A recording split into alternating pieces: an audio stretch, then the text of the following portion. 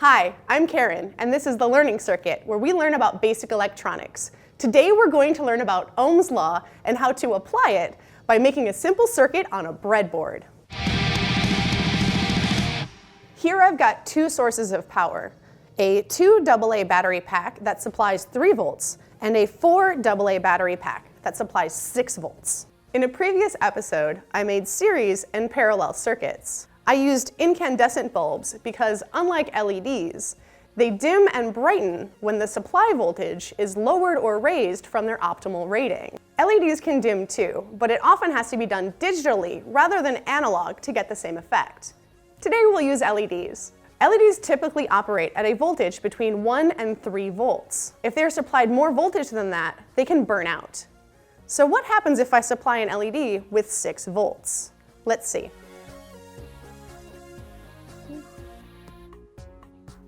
Ooh, that's getting hot. And you can see that it's getting dim.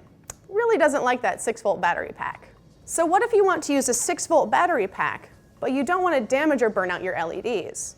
We can do this by adding resistors to our circuit. To figure out how, we need to look at Ohm's Law.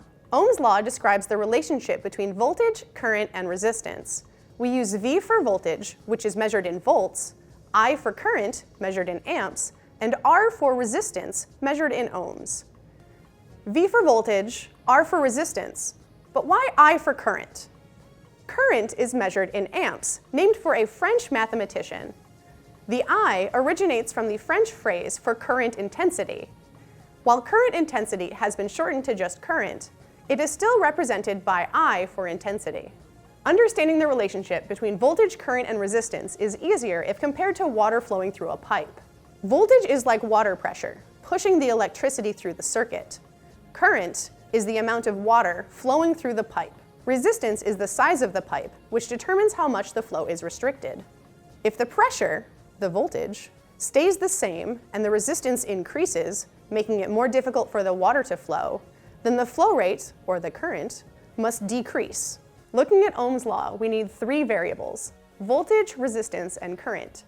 We're trying to find the resistance we need, so let's look at how we find voltage and current. This red LED is rated for 2.1 volts and 20 milliamps. Let's round that to an even 2 volts to make the math a little easier. Our batteries supply us with 6 volts, but we only want 2 volts and no more than 20 milliamps of current. 20 milliamps equals 0.02 amps.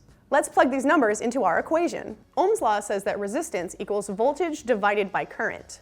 So 4 volts divided by 0.02 amps equals 200 ohms. We need to add 200 ohms of resistance to our circuit to supply our LED with the correct voltage. If we were to use a 2 AA battery pack that supplies 3 volts, that would mean a difference of 1 volt between our supply voltage and our LED voltage. If we plug that into our formula, we get that we need to add 50 ohms of resistance. There is not a resistor for every single value. So normally, you would do your calculation and come up with a value, and then find the resistor that's nearest to that value.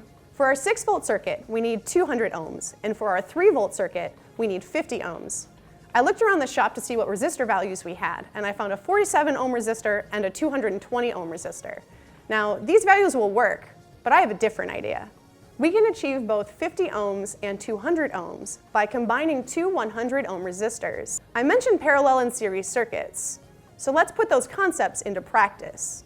If I put 2 100 ohm resistors in series, the 2 values are added together, which equals 200 ohms of resistance. I can use this for my 6-volt circuit. If I put 2 100 ohm resistors in parallel, the electricity now has 2 paths through which it can flow, so the resistance is cut in half. This equals 50 ohms of resistance. I can use this in my 3-volt circuit. Combining resistors is a good way to create values that might not otherwise exist or that you just don't have on hand. However, be careful in combining more than 2 resistors, as the math can get complicated, particularly with putting resistors in parallel. Here is a diagram of our 6-volt circuit. Let's go over what these symbols mean. The circle with a plus and minus represents DC voltage, like a battery. This can also be represented by 2 parallel lines, with pairs of lines for each battery cell used. The triangle with a line at the point is for a diode. The 2 arrows tell us that this diode emits light, making it an LED.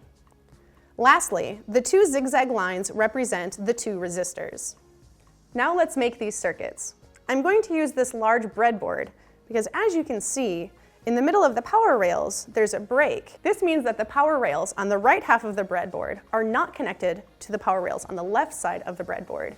This way, I can use two different power supplies on the same breadboard and they won't interfere with each other. If I wanted to use the same power source for the whole board, I could use a jumper between here and here to connect the power. First, we hook up the 6-volt battery pack, the red wire to the red positive power rail, and the black to the blue ground power rail. We connect our first 100 ohm resistor to the red power rail, and then into one of the rows in the center of the board. We'll connect the second 100 ohm resistor to the same row, placing it in series, and then into a different row. Now we add our LED. Remember, LEDs are diodes and only work in one direction. Make sure that you place the anode, the longer positive lead, in the row with the resistor, and the cathode, the shorter negative lead, will go to the blue ground power rail. It works! And look, it's not burning out. Hooray! Thanks, resistors. Here's what the 3-volt circuit looks like with the resistors in parallel. Each resistor is plugged into the positive power rail and then into the same row. And then the positive lead of the LED is plugged into that row and then back out to the ground power rail. You can see that both of our LEDs have the same brightness, showing that both of our circuits have the same voltage and current. We don't want our LEDs on all the time, so let's add a switch. We need to interrupt one path from the battery to the LED. Here's what it looks like on a diagram. The broken line is the switch. We need to add the switch between the LED and the battery. To make adding my switch a little bit easier, I'm going to add these little jumpers I made. Now, I made these using solid core wire and then stripping them with my wire stripper and bending them with my needle nose pliers. You can buy these ready-made, or you can buy them like this. When working with a breadboard, it's important to remember that not all parts and wire will work well. For example, with stranded wire, the strands can come apart and not all go into one hole, and sometimes it's too flexible to easily push in. It's best to use solid wire. Boop.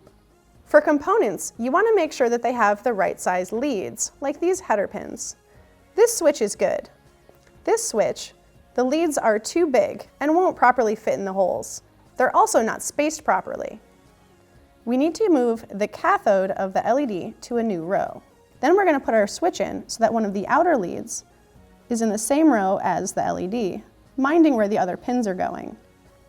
I'm going to use a jumper in the row with the middle pin of the switch and plug that back into the ground power rail. Now when we turn our switch on, our LED should turn on. Hooray! I'm going to do the same for our 6-volt circuit. Here's the switch, moving my LED.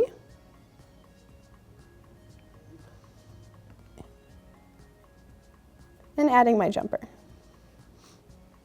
Way over there. Let's see if it works. Bam! Look at that. Thanks to Phil on the Element 14 community for his advice on getting started with a breadboard. Learning to read and use schematics and translating that onto a breadboard is a valuable skill when getting started with electronics. Whether this is your first or 100th project on a breadboard, tell us about your experience. Did you have a eureka moment? Did you break something? What did you learn? Tell us your stories on the Element 14 community on element14.com/the learning circuit. I'll see you next time.